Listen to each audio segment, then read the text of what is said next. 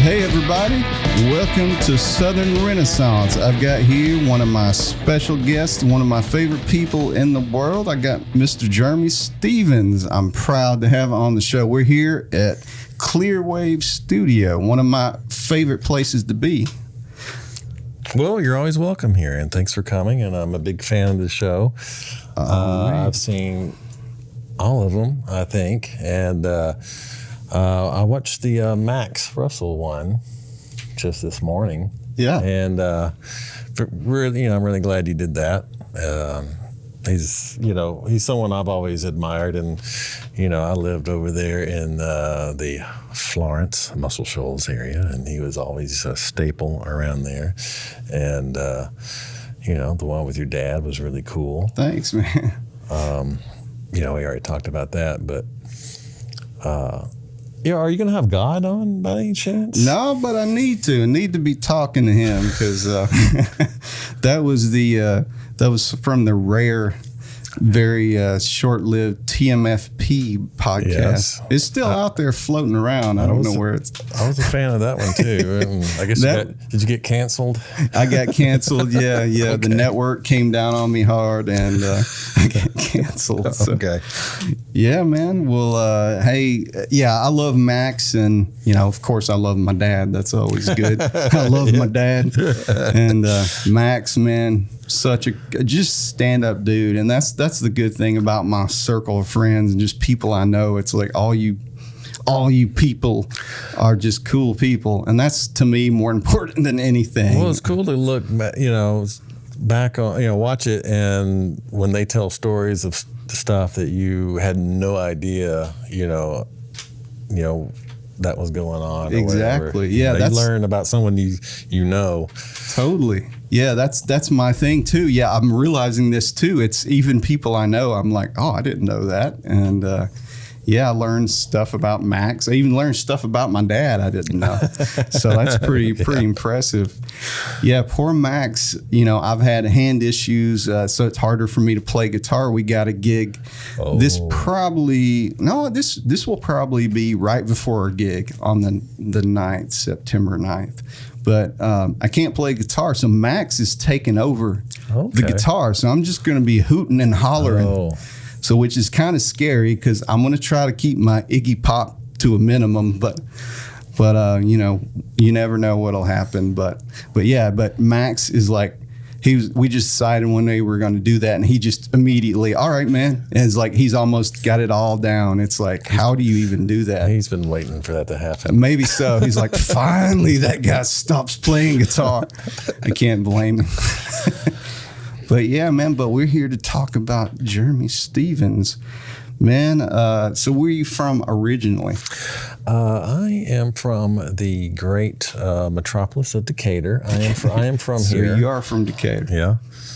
I've been living here all my life, pretty much. I mean, I moved off and went to college and stuff, but I've always had opportunities here, and so I had no reason to leave. Yeah, man, that absolutely, and you've built a amazing studio, and just seeing here, just all the cool musicians that come in and out here, and the amazing recordings you've been a part of, man. What originally got you into music, like when you were a kid? Well, I grew up in a very musical house. Both my parents were music teachers. Cool. And I have an older brother who, is just a great musician. He kind of took the path of the Army and did the Army band thing, and Army Reserve band. And, but everybody always had like rehearsals or gigs and stuff as a kid. And I guess all that just kind of trickled down to me. And I just became obsessed with music. Especially recorded music, and I started playing bass because we had one, and just did the things you do when you're a kid, playing music. We started like this little garage band thing, and and we jammed all the time, and Yeah, man. Started playing gigs and bars. What was the name of your first band? Shaman. Shaman. Oh man, that's fancy. Yeah, Shaman. Actually, before that, it was called Sage, S-A-J-E. Sage. And we took the first initial of everybody's name and made a word out of it. That's actually pretty creative. I was going to say, like, I called you a sage earlier because I was like saying, man, you've been doing this forever. And you're like, what are you trying to say? I'm old or whatever. No, you're wise. Yeah, but, well, that's cool, man. I mean, so you got into playing bass and playing in a band before you got into the actual recording thing? Oh, yeah, definitely. With that band, one day we won this Battle of the Bands thing, and the grand prize was studio time at this really cool studio. And I can just remember going in there for the very first time and just being, it was like, I could live here. Yeah. And all the cool instruments and the speakers, and I was like, all those records I listen to, they're made here at a place like this. I think I'll do that for a living, Yeah, man. And if that doesn't work out, I'll just fall back on being a rock star. That's right. Exactly. So, it's worked out so far. Well, the way I look at it, I think that producers and engineers are just as much of a rock star to me as the rock stars themselves, because I just really geek out on like gear and just they're just actual production techniques and stuff. Okay. It's awesome. So what inspired you to get into audio engineering? Other than that, was it just like you saw that recording studio and you were like, man, this is it? Just immediately at that moment, you were like,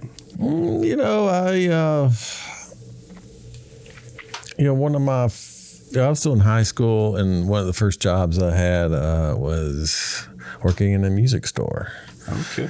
And there I learned about home recording. And we sold these little 4-track recorders. I love those. And I bought a little Yamaha, 4-track recorder and a couple of, Shure SM57s and 58s, and just started recording my own stuff. And I ran out of ideas in like 3.5 hours, so I started recording my friends and their bands, and and just I've always done it.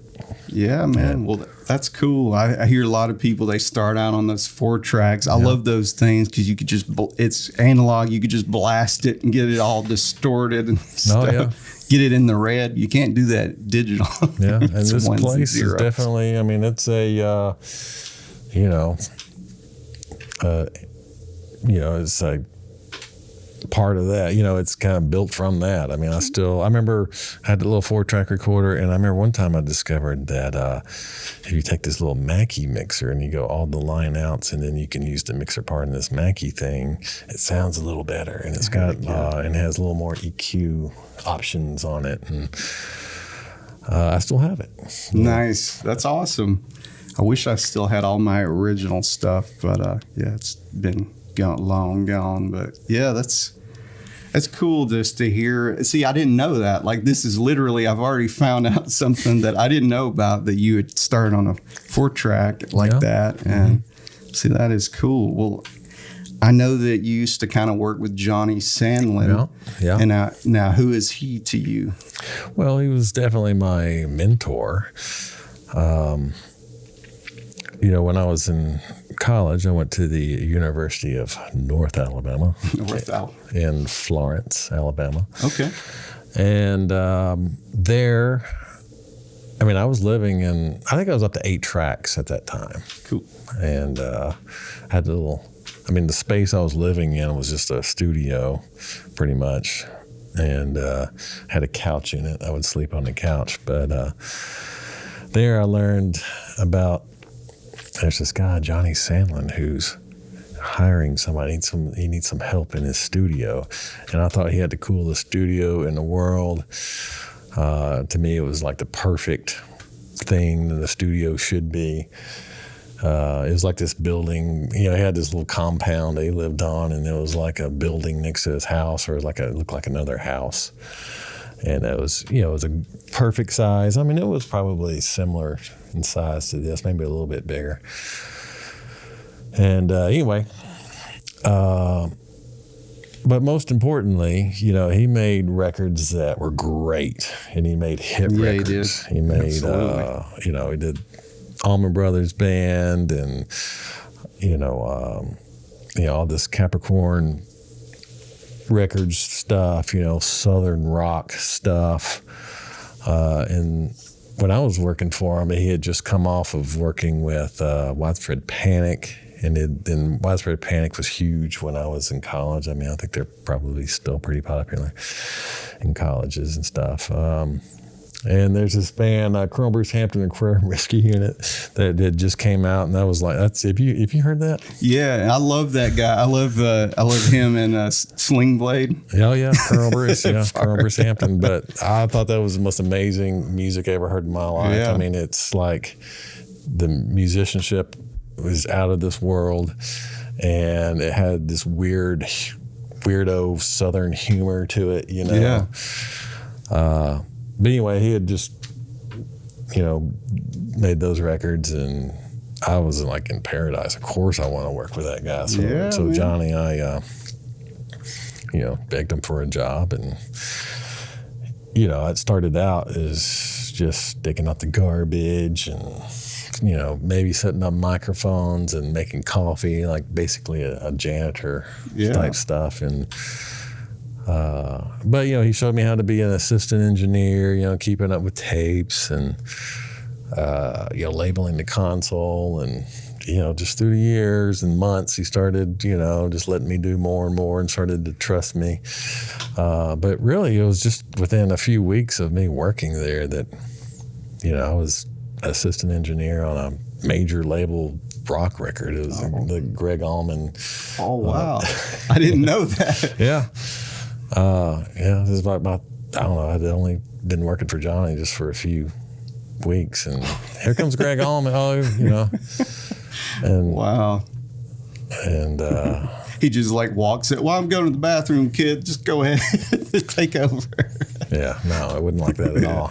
I was kind of like a fly on the wall back then. That's amazing, though, that you got to have that experience so early in your career. Yeah, and after a few years, well, he did let me drive the console pretty early, the tape machine. I can remember 2 times very early when I was totally not qualified to do this. But O'Teal Burbridge was doing a solo album, and he was like my favorite bass player in the world. I mean, and he's the bass player who played on that stuff. And he's he's the dude who plays with Dead and Company now with John Mayer. I got you. Or is it Dead and Friends? I don't know. One of those spinoff things. Dead in the Bunch, the Funky Bunch. I don't know. But Johnny knew that I was such a big O'Teal fan, and he let, hey, Jeremy, why don't you do this? And it was like really, that was really cool. I think he was, he knew that it would be important to me to be able to do that. And the next time, this guitar player, Jimmy Herring, came in the studio, and that's probably on the same project. And that Jimmy Herring also played in that band. Wow. You know who Jimmy Herring? He plays with Widespread Panic now. But anyway, he's this crazy guitar player, and I mean, he's just, and Johnny hated recording like really, crazy guitar parts and stuff, because Jimmy would have you like punch in on, hey, can you punch me in on the 7th 32nd note on this thing? And but I just remember Johnny, we were doing that session, and Johnny's like, okay, Jeremy, you have it, because he wanted to avoid the the widdly diddly and the punching in, and I got you, man. Well, that's very cool that he was just. I feel like, and I know not everybody maybe thinks this, they think of it all technical or even just that creative aspect, but I just feel like maybe he just felt your energy, that you had this energy with this kind of music, and it was just like let's let him Or he could just not wanted to do it. I think the Braves were playing. The Braves. He was a big fan of the Braves, and they won a World Series that year. It was 1995. Oh, yeah. I remember that, man. Yeah, because I used to, believe it or not, I played baseball when I was in high school and stuff. And I loved the Braves, like before when they really sucked. Oh, yeah. And then they got good, and it was like, I'm on top of the world, man. I think they're doing pretty good now. I haven't looked into it. Yeah, I don't keep up with it anymore, but... Well, how long have you been doing this? I mean, you've been doing it for a while. Well, let's see. I've been here since about 1 o'clock, and you showed up at 1:05. So. Yeah. Oh, you mean forever? You learn fast. No, this studio's been here for over 20 years. But yeah, I mean, I've been doing it, I guess, almost 30 years. No, it's been, over 30 years. I've been recording stuff, you know, and I haven't had to have too many legitimate jobs, so I'm not really qualified to do much like anything else. You know what? This is one of the most legitimate jobs I can imagine, because this is art. This is what people remembers. This is what people remember in the future is art, and the recordings and things like that. They're eternal, but no one's going to remember. As important as it is to dig a ditch or whatever, no one's going to remember that. They're going to remember the art. And so you're leaving a legacy for our culture. Well, I appreciate that. Yeah, man. I mean that. I really mean. You have I hate to go back into the hippy dippy stuff, but you have an energy to you and just a creative. You really put creativity into what you're doing, but you're also technically proficient, which is the perfect combo. And you've got a lot of patience, because I've recorded here several times, and you've had to deal with me, so you must have the patience of a saint. Well, you're easy. You just kind of, you're like, you're not in a punk band. I know you have been in your past. But you have a very punk rock flow about you, where you just set up the mics and let's just get whatever happens. Yeah. It's like a documentarian. I was raised on that, the punk rock, but even before that, the Sun Records stuff, where so many original recordings got made, and it was all about mic placement. And the mic's placed. Yeah. All right, record it, and there it is. Yeah.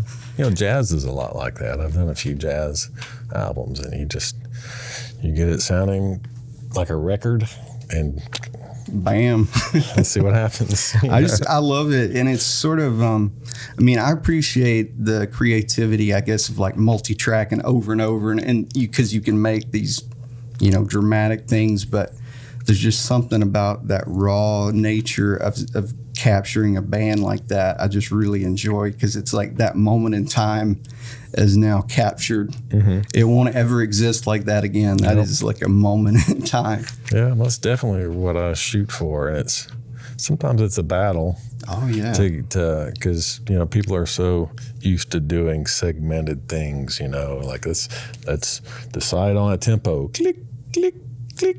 All right, and then let's do drums to that. Yeah. And it's like, how do you play drums to that when you don't know what you don't know what the vocals are doing or how the singer's going to sing it, the emotion. But I do feel like these young bands I'm working with are very receptive to playing together live, more so than people in our generation. Really? Yeah, I think so. Maybe they just don't, know any better. But I'm all about, the magic that happens when you bring ultra talented people into a room together, same place, same time, and you just, let them fight it out. And Battle Royale. Yeah, he has, we didn't say that earlier, he has MMA in here. He's not recording. It's like that sometimes. It probably is. There's been a few fights in here. No, I love it in here. It's just, The vibe in here is great, and you know, this room is just great. The energy and just the vibe of the entire studio. But then you add on top of that with your ear and your creativity and your technical prowess. I use the word prowess. I'm prowess of myself.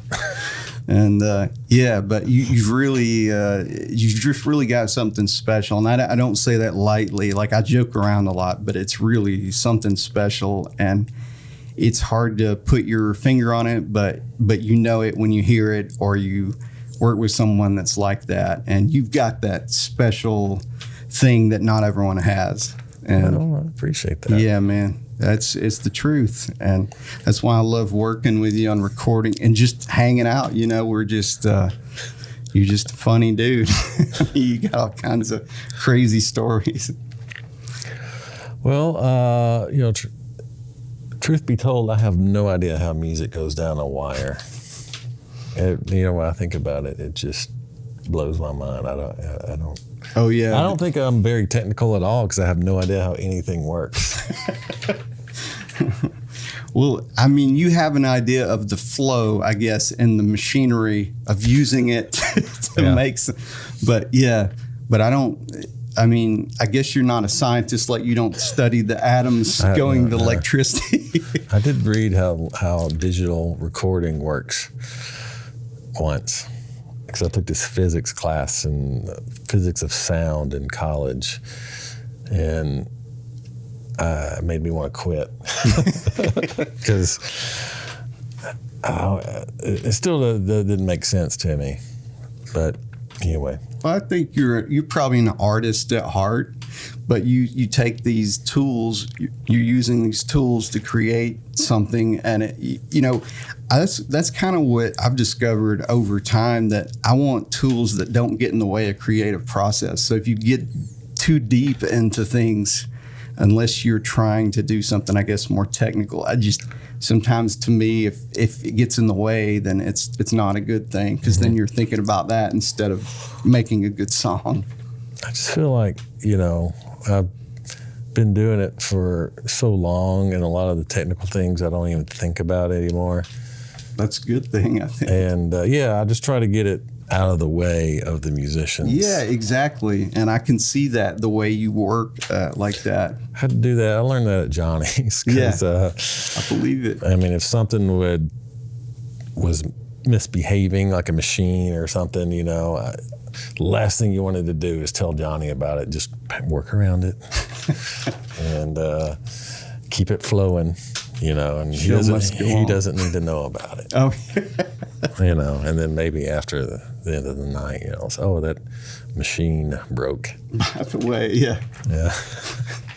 By the way, we don't have background vocals on that one, but we can fix it in post. One time, speaking of Greg Allman, that I just remember one of my first, the first few weeks of a assistant engineer, we were recording on those ADAT tapes. Remember those ADAT machines? Yeah, man. Yeah, there was actually super VHS tapes. Right. They were interchangeable. Yeah, and he had 32 tracks of it, which is 4 machines. Each machine had 8 tracks. And so we were going to record the band on 24 tracks and do vocals on the last 8 tracks, which was a machine by itself. You know? Okay. And I can just remember Greg was in there singing his album, and I had forgotten to put the tape in the 4th machine. Oh no! So he's just singing away, you know, and I think I remember I looked over at the machine and realized what happened, and you know, the terror, you know, struck me. Oh God! And then I looked over at Greg, and he just sang the last word of the song, you know, and kind of looked up and like, how was that? You know, and asking everybody. And I was the only person in the room that knew that there was no tape in the machine. So I did whisper to the head recording engineer, Mark Harrelson, hey, I screwed up. And Mark, I mean, I think he pulled it off. He was like, yeah, that's pretty good, Greg. Why don't you maybe hit it another time or two? Nice. And played it off. You know? Nice. So I should buy him some cake for that. Right. Yeah, man. He didn't throw you under the bus. He's like, That's right. Teamwork makes the dream work. This is not the same thing, but I've done something similar when I was in broadcasting. When I first started out as a production assistant, we were doing a live broadcast and we needed to record it. The recorder had already started, and this is when they had the tape decks and stuff. It already started, but I thought it still needed to start. So I somehow just randomly hit stop on it. Oh. And I thought he was going to die. Oh, like wow. The producer was. But yeah, so I've been there, man. Mm-hmm. But it wasn't Greg Allman. So it's a big difference there. Yeah, this was 1995. So if you know anything about Greg Allman, he talks about when he hit rock bottom as far as his addictions and stuff. Oh, yeah. And there was a time when he was at I think they were being inducted into the Rock and Roll Music Hall of Fame or whatever. And I don't know, he gave a little bit of a speech, but he was real bloated and didn't make a lot of sense. And he said, "Oh, that's when I knew I had to do something or whatever." And that was when he was in Decatur recording a record. So he got to experience the poor guy at his lowest bad time in his life. That's rough, man. I've been there. Yeah, I think he got better though. That's good. I think, and I believe Stone Temple Pilots wrote that song "Dead and Bloated." that's my poor attempt at humor. There's fuzz on my microphone. Oh, is there? Just on mine. Yeah. What the hell is this thing? Is this like a sweatband for you? Yeah, I think so. It's when I work out, when we're doing MMA in here, I put that across my wrist. I don't have one of these.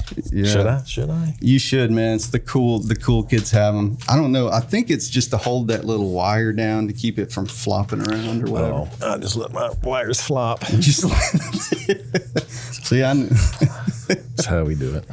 That needs to be on your sign. It's on my business card. Your business. Clearwave, we let our wires flop. Hello?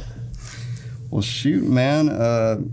You've had so many awesome artists come through here. I mean, over the years, you've recorded Jason Isbell, Alabama Shakes, our pal James Irvin, Microwave Day. Like, I could go on forever, all the great Southern musicians you've recorded.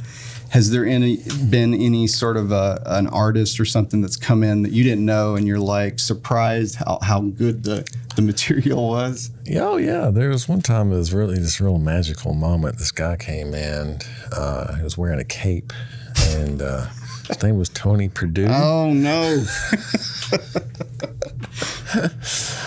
Man. You're like, who is this fool? No, but it's been, I'm really enjoying this time. I really don't think about what, the past very often. Yeah, it makes sense.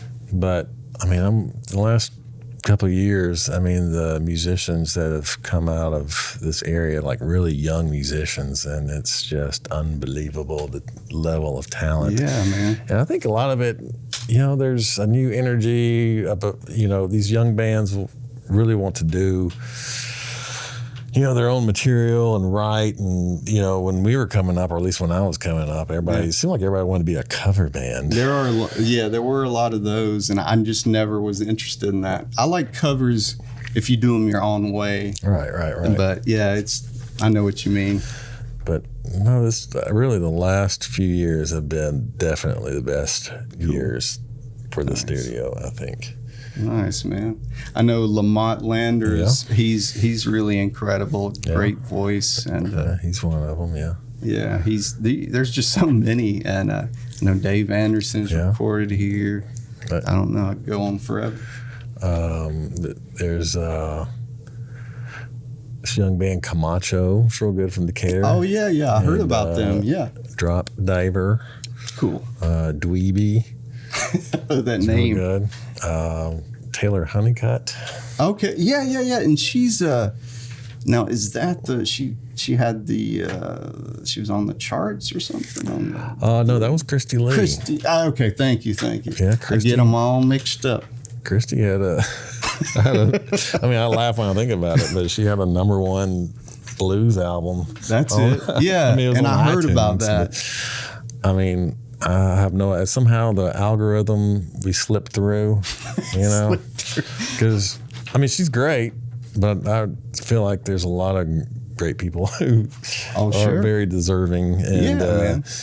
And she's a wonderful person, ultra talented, and you know it couldn't, you know, happen to a better human and more talented person than her, but. I have no idea how that happened. I mean, we're broke, just like, you know, she's broke. Everybody's broke, just, you know, and yeah, man. You know, I mean, there was no sugar daddy with like, you know, $2 million to, you know, it's very rare. Like if you look at everybody on that list that we beat, it was like, they're like millionaires, you know, Joe Bonamassa and yeah. I think that's great though. That actually gives me hope that there's more to it than just the algorithms and just the computer. It's actually people are like, hey, that's good quality content. I want to hear it. I mean, it's definitely, I mean, you know, my philosophy. I mean, everything that leaves here has to be good, you know, because good transcends all. And, you know, nobody's rich. I mean, you know, I feel like if we had $2 million to throw at it, you know, we could make anybody. Oh, sure. Yeah, I know. It's crazy. You can. I mean, they never give Grammys to poor people. Yeah.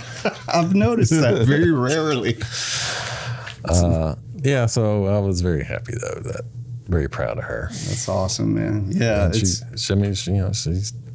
worked very hard her entire life and, you know, had 4 days of #1. That's cool, though, man. And you can always say that now. Yeah. So that's awesome. Well, I know you were saying a lot of young bands come in here and you're feeling good about that kind of energy coming through here. What do you think is one of the challenges of a band getting a good recording? Like for anybody listening, maybe that's just getting started out, you know, getting ready to try to go into a studio or what they should do. God. Like, because I think that's one of the things I remember when I went into my first studio. I was like, oh my God, what do I, you know, it's like there's a little bit of a, you know, it's a little bit overwhelming, I think, at first. You know, you just prepare. I mean, treat it like you're playing a gig. That's the most important gig of your entire life. Or, you know, treat it like you're playing on the Jimmy Kimmel show or something. And we have to just do the best we could ever do and rehearse, you know, before you come in. Know what songs you're going to do, prepare, make sure your equipment works, make sure you know your part, make sure you know his part. Are there background vocals? You know, if so, who's going to sing it? You know, and so you have to be ultra prepared, but also you have to expect that things are going to take a turn for the worse sometimes, but also you need to leave room to experiment with stuff. Be flexible for what happens in the moment, right? Yeah. You know, and once you get going in this studio or any studio, it's pretty, you know, it's pretty easy. I mean, once you get over the hump of setting up and doing a couple of, you know, pass-throughs, a couple of takes of a song and getting your headphones right and get settled in and, you know, make a couple of fart jokes and have some laughs and stuff. And, you know, there is, you know, young bands are pretty anxious when they come in. They just want go, let's go. Oh my God, we've been here for 2 hours and we haven't recorded anything yet, you know? And, and once you get over that first song, it's pretty easy. You know, it just feels like a gig that, you know, it's just a different type of gig. I know what you mean, man. Yeah, because most gigs, even I've been doing it for a while, but even a gig, it's like that first song, you're like, and then like after that, it kind of tapers off, and you're like, oh, okay, this is what we're doing. Yeah, you forget about, you know, headphones and you know, stuff. So yeah, man. Well, you've always been very patient with me, and I appreciate you, man. Well, you know. whose idea was it on James Irvin's video for Saturday Slow? Yeah. Whose idea? Oh, that was James. That was all James. 100%. I didn't want to do that it definitely at all. has a signature James goofiness on it. I didn't want to do it.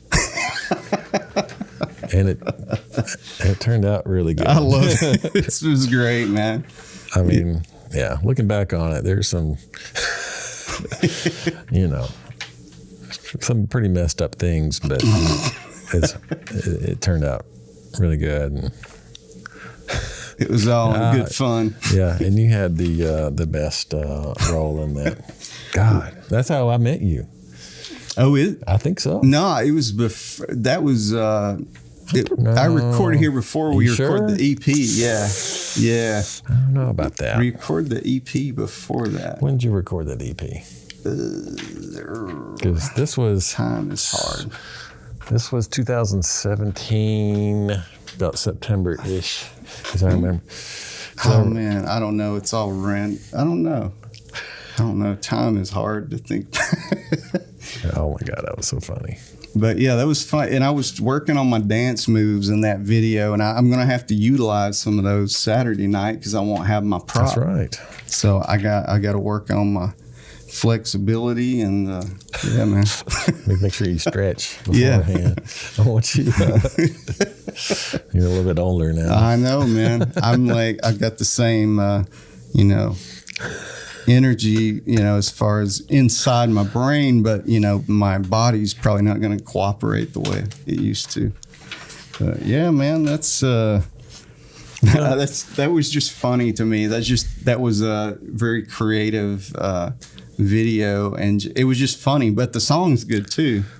And I was pretty proud how the editing it worked out. Yeah, I kind of liked how that worked. I thought it was great, man.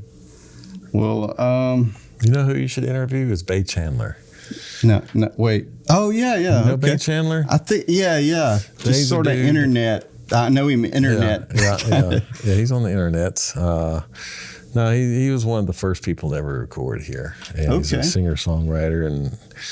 And actually, I worked with him before we came in here, before I got this building.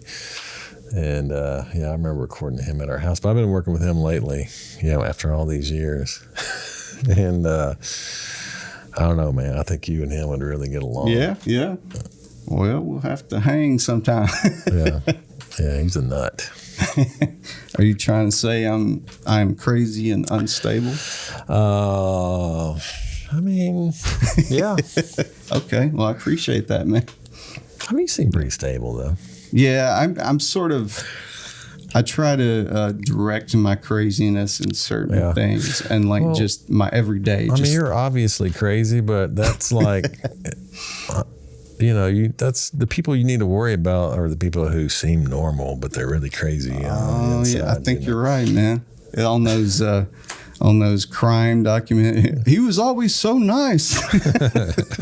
Yeah, he seems so normal. But that's the cool thing about musicians. They kind of wear all that stuff on their, who they are. That's true. That's a good point. On the outside. That's a good point. I don't know how to be fake. I'm terrible at, I couldn't do it. I wouldn't know how to do that. It just doesn't make sense to me. Yeah, well, you seem very authentic and kind and smart.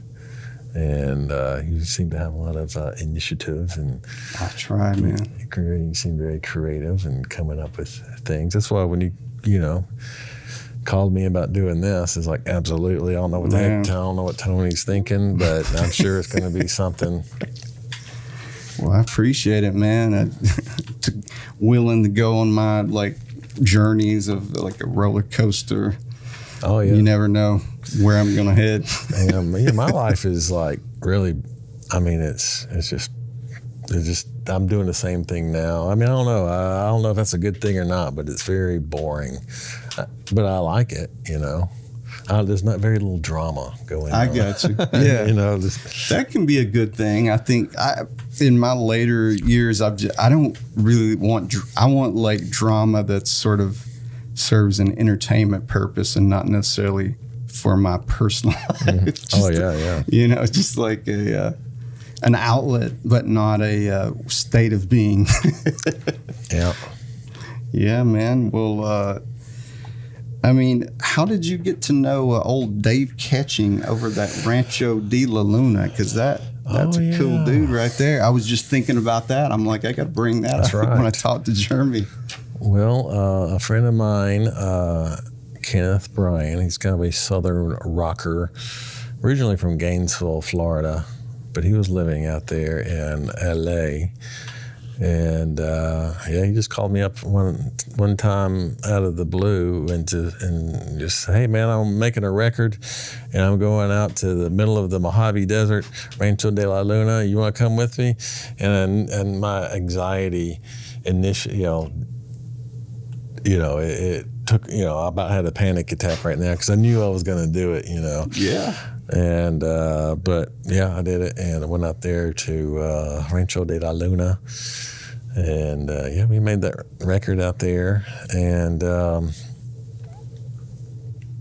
it was one of the most fun experiences recording in music I've ever had. Yeah, and then it's quite soon after I invited you. Yeah, man. And that was right before freaking COVID hit. It was the worst timing ever. Yeah. We had it booked and they had tickets and everything. I know. It's horrible, man. I was so sad. Yeah, I was too. But, I've talked to Dave recently and, he's still out there and still wants us to come out there. Do it, man. Yeah, absolutely. I would love. Dude, we should bring this show. Yeah, let's do it. Talk to Dave or whoever's to a road runner, whoever's out there in the desert. Yeah. And why not somebody on their peyote trip running around? Just talk to them. He would do it. Talk to the ghost of Graham Parsons. Yeah. Was it Joshua Tree Inn? I mean, it's like you can see it from the front porch of the studio. Man, and if anybody doesn't know about the studio, it's really a legendary place. Dave Catching, he was in the band Earthlings, and if you know anything about that desert rock scene with Queens of the Stone Age, and then kind of before that, there's a huge kind of thing you could probably talk about. I didn't really know that much about it until I went there, and then I came back and I said, let me look into this going on, Eagles of Death Metal. Yeah, he played in their touring band, right? Yeah. I think they made some records out there too. Yeah, I've heard of them. Yeah. I just loved it out there, and it was, it's my type of studio. It's about this size, but it's kind of janky, but my experience working at Johnny's studio and even this one where things are kind of broken, you just have to work around it, it really paid off out there. I love that. I feel the same way, man, because to me, growing up, when I started listening to music, it was all about like everything that come out of Sun Records in the 50s. And this Sun Records right there in Memphis, and, Sun Phillips put that together. And it's like that. It was Sam Phillips recording service, and it was like this small area. So I would go there. I've been there literally like 14 times. It's been my mecca. So I've been there, and I always had a special place in my heart for that kind of a small studio where there's a magical, there's just some sort of magic there. And I feel like I've not been to the Rancho de la Luna, but I have a sneaking suspicion that it's similar to that because so many great artists have recorded there. Yeah. I mean, I think Iggy Pop did an album there. Dick Dale recorded. All these people I love. Foo Fighters did. Foo Fighters came. Never heard of them. Yeah, Foo Fighters recorded there. Pretty cool. Yeah. There's this thing that happens with studios where, they'll have a little studio, a little funky hole in the wall, and then they'll have some big hit, and then they're like, oh, well, we need to have all this money now. We need to expand and buy some palace studio with chandeliers and hot tubs and water slides and stuff. And, in the old building, they move out and the old building just rots and falls in. And then they have this new building that's, has the vibe of a, insurance office / but with a hot tub in it, Yes, insurance. And That's a very common mistake you see in. I mean, I don't know if I should call it a mistake, but I don't know, man. I just think that I like places that kind of appeal to musicians, and kind of feels like a home, even though it's not in a house. No, I get it, man. I'm totally with you on that. It's just a different thing, and I love the hot tub in the insurance office. I refuse to do business with any insurance now unless they have a hot tub in their office, because that's a great idea. Have to insure it for like what is that, like staph infection? Do you have staph infection insurance for this hot tub? Oh yeah, that took a turn. But yeah, man, I could see that though. And there's nothing wrong with money and making money. That's kind of something you have to do. But yeah, you lose the vision, the original vision of something sometimes, I think, because the money gets in there, like you say, and it just let's make this into a factory and churn out as much as we can to keep making that money, instead of looking at it like an artist, like how can we take this and make something original and interesting. Yeah, that's why I've chosen to be broke for this many years. I'm protesting. Yeah, that's why you had that. I'm trying to think. What is those? Now I'm going really dark, but that monk that I think set himself on fire. Oh, yeah. That's crazy. Now that is a hardcore protest. Yeah, I forget who that was, but this is the way my mind works. This is why it's dangerous for me to be interviewing anyone, because I'm like, well, what about that fire truck that just went by? So anyway, the Waco and the is just disturbing. But man, I love hearing about my friends and so many awesome things going on in the South that not everybody knows about, or they do know about, but they don't know a lot about what's going on in it. And I like to, this is like one of my buddies on the very first episode, Jason Sims, a good friend. He was like, this is like inside the actor's studio. I'm like, yeah. And I thought about it. I'm like, well, I guess it kind of is, because I'm sort of pulling back the curtain a little bit on people sort of that you may have heard of or know about, or things going on, but you may not know sort of the backstory. So I think that's been a cool kind of side effect to me, trying to feature, local people in the South and just all the culture, man. It's so funny because when I was younger, and I was telling you this earlier, when I was younger, I couldn't wait to get out of Coleman. I couldn't wait to get out of the South, because I had more of a worldly mind, but I wanted to look into different things, But now it's like, no, I want to be here, because it's there's something special about it, and there's lots of interesting people that don't follow the goofy stereotype like you see on the news or whatever. Yeah. So since you're from Coleman, what do people from Coleman think of when they think of people from Decatur? What stereotypes do we have? So let's see. Well, the worst of them run little recording studios, and you want to stay away from those types, because they're probably gonna be trouble, up to no good. No, I'm trying to think of maybe, like, I have no stereotype of Decatur now, but it's funny when I was younger though, I remember like Decatur felt like sort of like it could be maybe Chicago, because I came from a really small little tiny welty. So I lived out in the woods, literally. Like, we chopped down trees. Wow. Yeah. I was just talking to my dad how I used to get mad because he'd make me go like weed eat, but with a sling blade. Oh yeah. So it was harder to do, and so I'm coming from primitive. Yeah. So it was funny because Huntsville and Birmingham, that was like New York to me. That's like the big time. So it's weird how things get smaller over time. So yeah, just stay away from those recording people in Decatur. I've had recorded a few people from Coleman lately.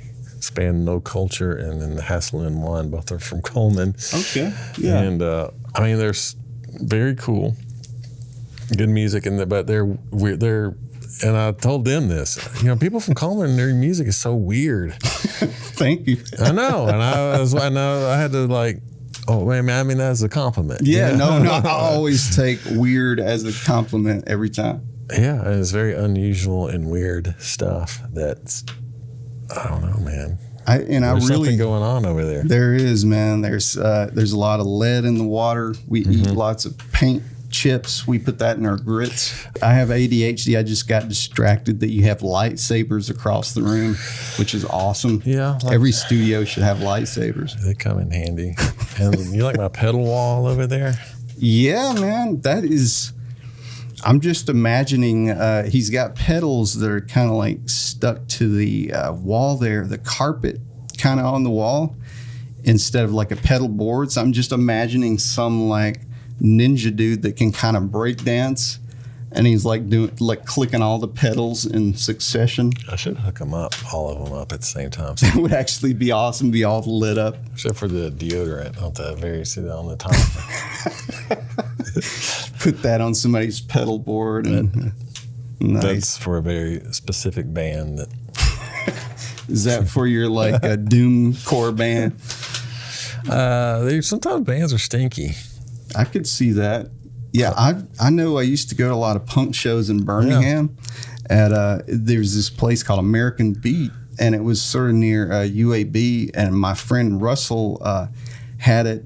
It was a record store, but he would move the shelves over, and he'd have punk shows in there all the time. But I remember this band, and they came in, and they smelled horrible. Were they called Sage?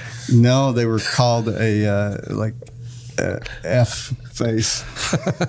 And they came in there, they smelled horrible, but they were sort of like a grindy, crusty band, like the singer, like screaming. But Russell, he had brought out, I guess he had some incense. He thought, okay, I'll bring this out to kind of, so it won't smell as bad. And he put that out and kind of, I guess, stuck it to the edge of the wall where it would be burning there. So the singer, he was singing or screaming. Yeah. He grabbed that incense thing, jammed the burning end into his eye as he was screaming. I was like, okay, well, I'm definitely buying a T-shirt. This is like early 90s in Birmingham. Oh, Birmingham. Yeah. That was a weird thing. Yeah, that's crazy, man. But yeah, that's, you never know, man. These musicians, you can't trust them. Actually, it's funny how you can trust them, though. Oh, that's true. It's true. Yeah. And I do this for a living because I think musicians are only people that I like. So I had no other choice, But whenever I don't know, man. If I go to any legitimate spot, it's like, all right, what's this guy up to? Yeah. I'm not sure if I trust this friend. He doesn't what's play his anything. deal? Yeah. And just whenever, like, I just remember going to like a PTA meeting as a kid or something, and it's like, or not as a kid, when I had kids, little kids. And I happened to know, that guy plays drums over there. Like that dad over there plays drums. So we're just going to go over there and talk to hang out with him.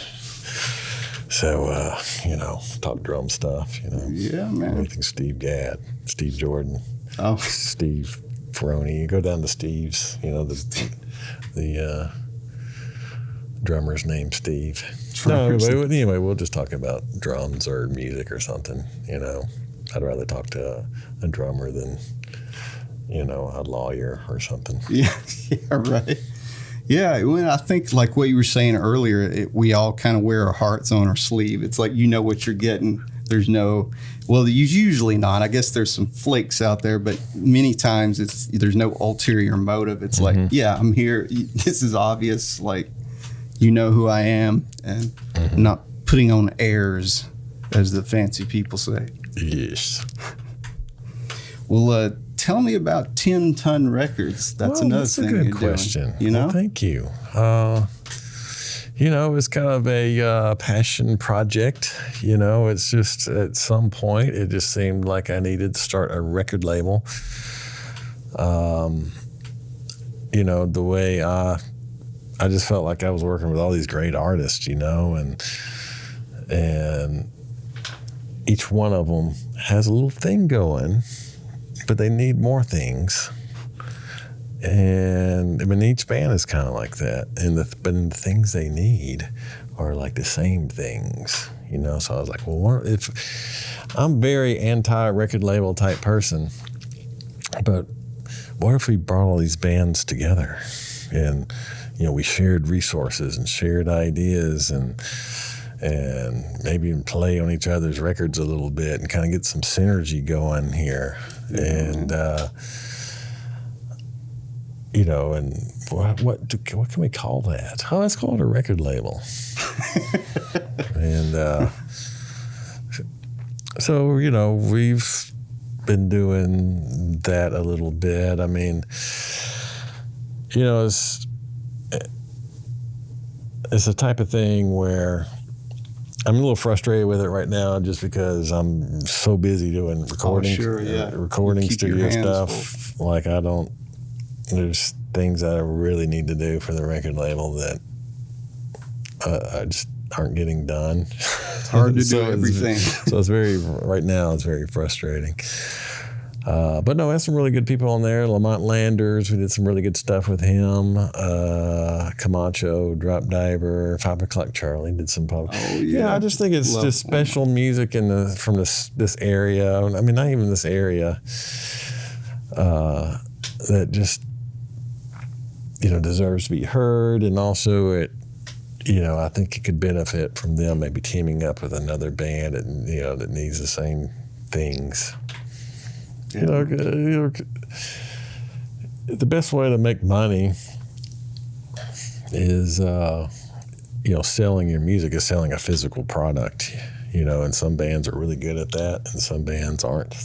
Most bands suck at it. But there are a few bands that are really good at it, and they have their merch thing. They got it all figured out, you know. Well, let's help all these bands, you know, do their merch, you know, the same way. Man. And, you know, that's the idea of it. And, you know, it's just a work in progress. Yeah, giving them a leg up, kind of working together. I love it, man. That's kind of... We do have a compilation record that has come out, and it's for sale at Vertical House Records in Huntsville. Cool. I love that place. And we're going to try to find, there's a few other places that, you know, we're going to, you know, maybe I need a place to, we'll probably do, up at Urban Atlas in Decatur. Oh, yeah. I just want to put like one spot in each city where these bands actually play. Yeah. You know, and I don't want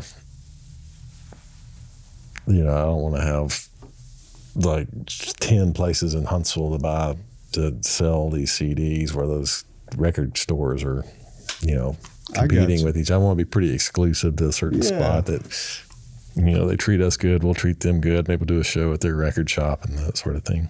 Yeah, man. Dairy Queen, we treat you right. But yeah, totally. I love that idea. And it's kind of, it's becoming rarer and rarer to have the physical media and stuff like that. Yeah.